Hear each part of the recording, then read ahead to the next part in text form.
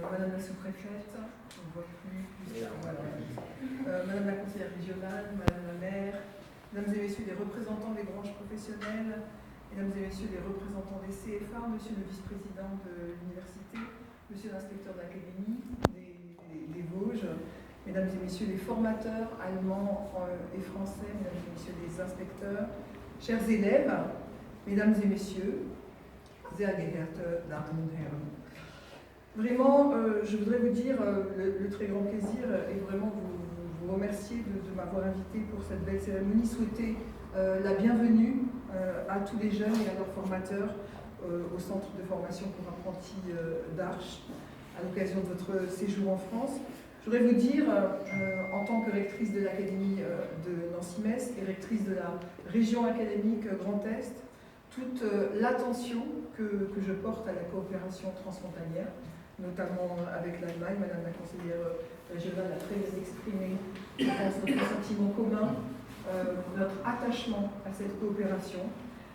Parce que oui, effectivement, la géographie fait de nous des voisins, mais l'histoire nous a rapprochés peut-être encore davantage. Et vraiment, c'est pour moi un plaisir de souligner et de valoriser chaque projet, du plus modeste au plus ambitieux. Et ici, c'est bien d'ambition qu'il s'agit. Et donc, c'est extrêmement important pour moi et avec beaucoup de fierté de découvrir ce projet, ici, avec vous, dans vos ateliers, avec les professeurs. Projet qui est tout à fait unique chez nous, dans le Grand Est et en Lorraine, je crois pouvoir le dire. Et je pense que c'est un projet qui va nous servir de modèle dans beaucoup de choses que nous sommes en train de réaliser. Alors, pourquoi ?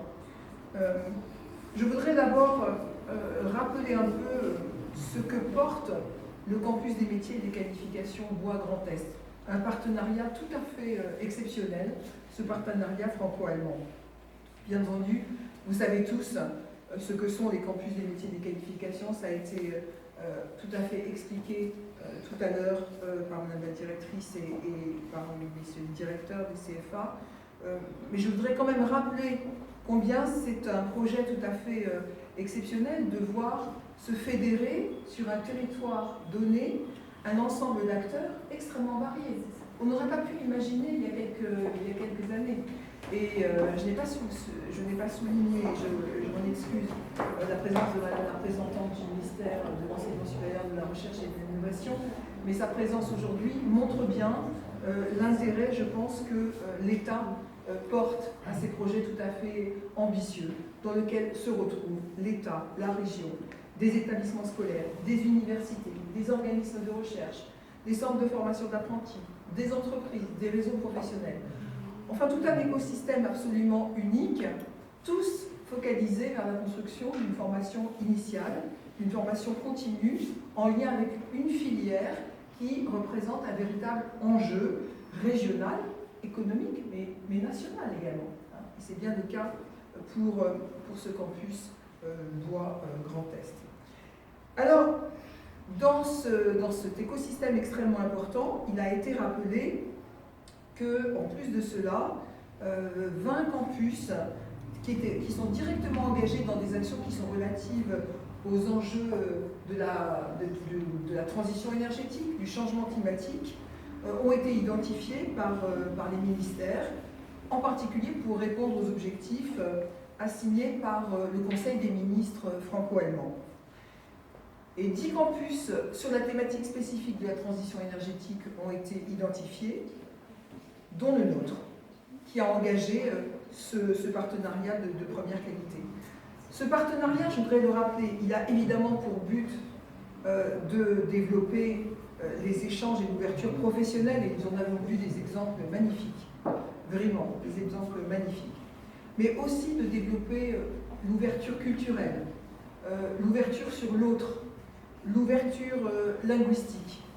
Et de ce point de vue, si je peux juste me permettre un vœu supplémentaire, je crois que le très beau travail concret que nous avons vu, j'aimerais qu'il soit encore amplifié par davantage de travail, par exemple sur la question de la langue. Je pense que c'est quelque chose qui, bien qu'il ne soit pas dans tous les référentiels de nos formations professionnelles, paraît clairement absolument indispensable.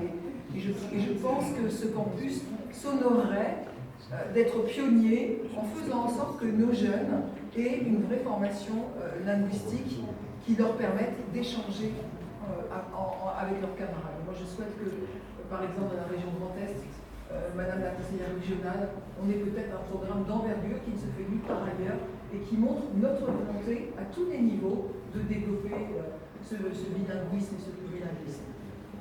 Et je voudrais vraiment remercier tous les établissements membres du campus qui se sont impliqués dans ce très beau projet.